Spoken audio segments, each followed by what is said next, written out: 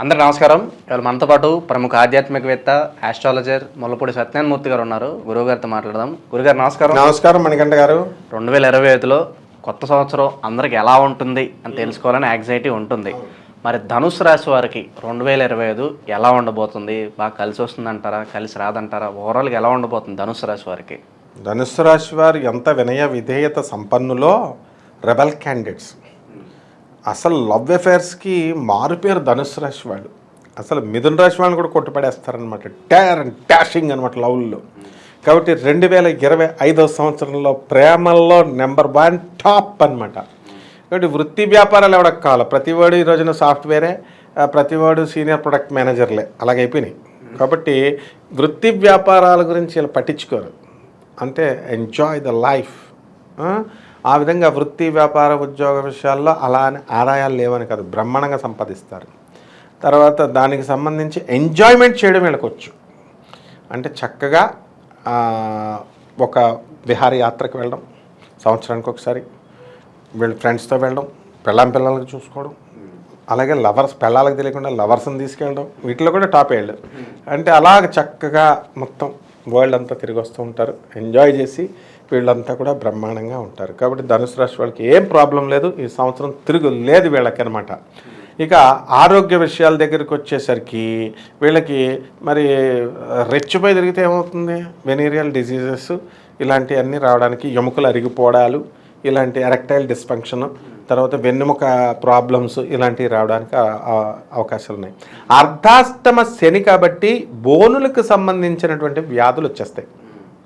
కాబట్టి వీళ్ళు మితంగా ఎక్కువ కామం చేయకూడదు, మితంగా కామం చేయాలి. అలా కాకుండా మరి ఎక్కువ కామం చేస్తే హార్ట్ అటాక్లు తగ్గుతాయని ప్రబుద్ధులు చాలామంది ఉన్నారు. అలా చెప్పిన వాళ్ళు ఉన్నారనమాట. అందులో నా చిన్నప్పటి నుంచి నేను చూసిన ఒక డాక్టర్ ఉన్నాడనమాట. వాడు చూస్తేనే స్వాతిపత్రిక సూపర్, అలా పిచ్చి పిచ్చి అన్నీ చెప్తారు. పాప వీళ్ళు నిజం అనుకుంటారు. కాబట్టి ఇలా కాకుండా వాళ్ళు ప్రాక్టికల్గా ఈ యొక్క ధనుసు రాశి వాళ్ళు మంచిగా ఫ్యామిలీని చూసుకుంటూ, పిల్లల్ని చదివించుకుంటూ, భార్య పిల్లలతో హ్యాపీగా ఉండి, అసలు ఆడవాళ్ళతో సంబంధాలే పెట్టుకోకూడదు వీళ్ళు. అక్రమ సంబంధాలు పెట్టుకుంటే ఈ తెంగరోళ్ళు ఫ్లాట్లు రాసి ఇచ్చేస్తారు వీళ్ళు. కాబట్టి ఇటువంటి వాళ్ళు అలాంటివి పెట్టుకోకూడదు. కాబట్టి జాగ్రత్తగా ఉన్నట్లయితే ఈ 2025 సంవత్సరంలో చాలా పెను ప్రమాదం ఉంది వీళ్ళకి. పాత లవర్స్ ఇళ్ళకు వచ్చేసి కూర్చుంటారు. ఇప్పుడు ప్రేమించేటప్పుడు ఈజీగానే ఉంటుంది, ప్రేమలో ఫెయిల్ అయిపోయిన తర్వాత వాడెక్కడో ఈమెక్కడో ఇవన్నీ బాగానే ఉంటాయి. ఫోన్స్ చేసుకుంటారు సీక్రెట్గా మ్యారేజ్ అయిన తర్వాత. ఆ తర్వాత ఇప్పుడు ఈ శుక్రుడు విజృంభించబోతున్నాడు అనమాట ఇక్కడ ఈ 2025 సంవత్సరంలో. దానివల్ల లవర్స్ వచ్చి ఇళ్ళకి కూర్చుంటారు. కాబట్టి వీళ్ళందరూ గేటెడ్ కమ్యూనిటీలు ఎందుకు పెట్టుకుంటున్నారు అనుకుంటున్నా, దాని మీద ప్రేమ కాదు, లోనకు రారు కదా యాక్సెస్ లేక. అందువలన చాలామంది మాజీ లవర్లు ఎవరైతే వదిలేస్తారో అటువంటి వాళ్ళంతా కూడా ఎక్కువ మంది, అందరూ కాదు ఎక్కువ మంది, అందులో డౌట్ లేదనమాట. గేటెడ్ కమ్యూనిటీకి ధనవంతుల విషయాల్లోనే ఇలాంటివి జరుగుతున్నాయి అనమాట. పేదవాళ్ళు పాపం బయట కాలనీల్లో ఉండేవాళ్ళు, గుడిసెల్లో ఉండేవాళ్ళు, బస్తీల్లో ఉండేటటువంటి వాళ్ళు బ్రహ్మాండంగా ఉంటున్నారు. సో సెలబ్రిటీలని ఎక్కిస్తున్నారు కదా పాపం. వీళ్ళు ఎందుకు ఎక్కువ మరి డ్రగ్స్ కేసుల్లో వీటిల్లో జరుగుతున్నారు, వాళ్ళంతా ధనుసు రాశి వాళ్ళే ఎక్కువ. కాబట్టి వీళ్ళందరూ కూడా ఇవన్నీ మానేసుకొని ఈ బాధల్లో ఇలాంటివన్నీ గతంలో చేస్తే చేయొచ్చు, వదిలేసి 2025 సంవత్సరంలో బ్రహ్మాండంగా ఉంది కాబట్టి చేసుకుంటే సూపర్. వీళ్ళని మించిన వాళ్ళే లేరు. భూ సంబంధిత వ్యవహారాలు ఎలా ఉండబోతున్నాయి? కొనడం కానీ, అమ్మడం కానీ, కొన్ని చిక్కుల నుంచి బయటపడటం కానీ ఎలా ఉండబోతుంది? బాగుంటాయి. భూ సంబంధమైనటువంటి వ్యవహారాలు మంచి రేట్లు వస్తాయి.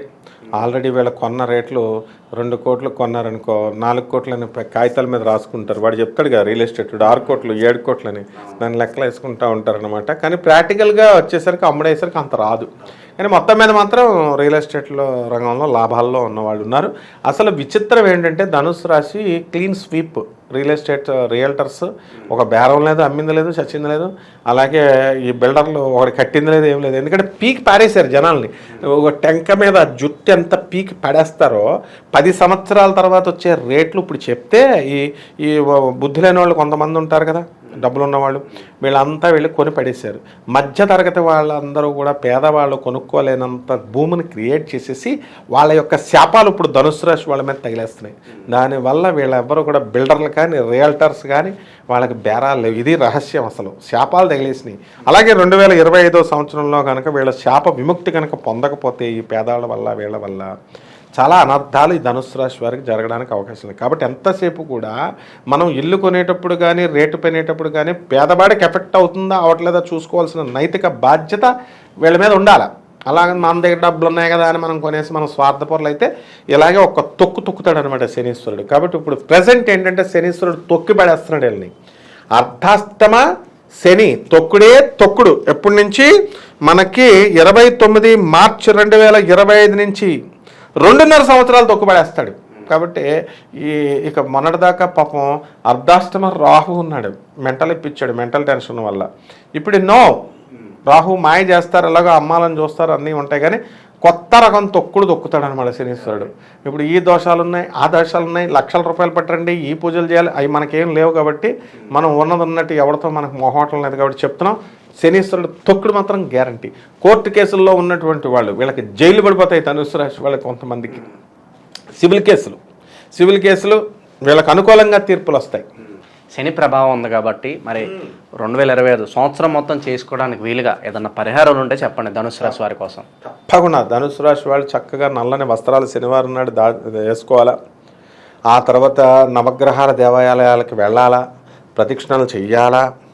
ఓం శనేశ్వరాయ నమః అని డైరెక్ట్ వేళ వేసుకోవచ్చు. పంతులు గారులు అవసరం లేదు. పంతులు గారికి ఇప్పుడు ఖాళీ లేదండి. శని త్రయోదశి వాళ్ళు ఇప్పుడు నల్ల నువ్వులు దానం చేయమంటే వీళ్ళు ఎంత ఇస్తారనుకుంటున్నావు, 100-200 ఇస్తున్నారు. పంతులు గారు అమాయకుడైతే వీళ్ళు అంటకట్టేస్తారు. అందుకని వాళ్ళు మేము తీసుకోమంటారు. వాళ్ళు నోరు మూసుకొని 500 కాగితం తీస్తున్నారు. ఈ 500 రూపాయలు పెరుగుతాయి, వాళ్ళు ఏమో ఒప్పుకోరు వాళ్ళు. కాబట్టి ఆడవాళ్ళు చేయకూడదు, మగవాళ్ళు చేయకూడదు, షర్ట్తో చేయకూడదు, ఇలాంటి నాన్సెన్స్ అంతా చెప్తారు. ఏమీ కాదు. అక్కడ శుభ్రంగా శనీశ్వరుడి మీద మనకున్న భక్తి ముఖ్యం. చక్కగా తిరగాల. ఓం శనేశ్వరాయ నమః అని మంత్రంతో మనం జపించి మనం వేసుకోవచ్చు. అలాగే రావి చెట్టును ఒకటి సెలెక్ట్ చేసుకొని దాని చుట్టూ 108 ప్రదక్షిణాలు చేయాలా. రావి ఆకులు కోసేయకూడదు. రావి ఆకులు కింద ఏరిపోయినటువంటి దాన్ని తీసుకొచ్చి శివలింగం మీద పోసేసి ఓం నమః శివాయ అంటూ చేసుకుంటే తిరుగులేదు వీళ్ళకి. ఫలితం రాకపోతే నన్ను అడగమనండి. అయితే ఇంకా కొన్ని రెమెడీస్ చేయొచ్చు. ఎలా అంటే ఇప్పుడు నల్ల చీమలు ఉంటాయి కదా, ఆ నల్ల చీమలకు పంచదార కానీ నూకలు కానీ తెచ్చి పెట్టాలి. ఆ తర్వాత ఈ శని దంచుడు బాగా ఎక్కువ ఉంది కాబట్టి ఆంజనేయ స్వామి వారి యొక్క నామాన్ని వీళ్ళు జపం చేయాలి. శనిని కంట్రోల్ చేయగలిగేటటువంటి ఏకైక దేవుడు ఆంజనేయ స్వామి వారు. అందువలన మనోజవం ఆరుతుల్య వేగం జితేంద్రియం బుద్ధిమతాం వరిష్టం వాతాత్మజం వానరయూధముఖ్యం శ్రీరామదూతం శరణం ప్రపద్యే అని చెప్పి ఆంజనేయ స్వామి వారికి దండాలు పెట్టాలి. వెళ్ళండ్రా అంటే వీళ్ళు వడమాల, తమలపాకు మాల వీళ్ళ ఇళ్లలోనే వేసుకోవచ్చు. ఆ తర్వాత కాలభైరవుడిని పట్టుకోవాలి. వీళ్ళు కుక్కలకి గారెలుండి మెళ్ళలో వెయ్యాలి దండ. ఆ తర్వాత కాలభైరవుడు పూజ చెయ్యాలి. వీళ్ళు శనివారం నువ్వు ఒక గుమ్మడికాయని కోసేసి అడ్డంగా దాంట్లో ఉన్నటువంటి గుంజు లాగేసి దాంట్లో నువ్వుల నూనె పోసేసి అఖండ దీపం పెట్టేసి ఆగ్నేయ దిశలో చక్కగా దాన్ని ఒక 2-3 రోజులు అఖండ దీపం పెట్టేసేయాలి. ఈ విధంగా కాలభైరవుడి పూజ మనకి కాలభైరవాష్టకం జగద్గురువైనటువంటి ఆదిశంకరాచార్యులు వారు ఇచ్చారు. అది రానటువంటి వాళ్ళు ఏం పర్వాలేదు, ఓం కాలభైరవాయ నమః అని మంత్రం జపించుకోవాలా. అలంకారాలకు ఎక్కువ ప్రాధాన్యత ఇవ్వకూడదు. ఈ విధంగా కనుక జరిగితే కనుక పూజలు చేసుకుంటే తప్పకుండా ఈ యొక్క ధనుస్సు రాశి వారికి బ్రహ్మాండమైనటువంటి భవిష్యత్తు 2025 సంవత్సరంలో ఏర్పడుతుంది నాయన. ఓకే, ఓవరాల్గా 2025లో ధనుస్సు రాశి వారికి ఎలాంటి ఫలితాలు ఉంటాయి, ఎలాంటి రెమెడీస్ చేసుకోవాలి, అద్భుతంగా వివరించారు. నూతన సంవత్సర శుభాకాంక్షలు గురుగారు. నీకు ప్రేక్షకులందరికీ కూడా నూతన సంవత్సర శుభాకాంక్షలు నాయన. ధన్యవాదాలు.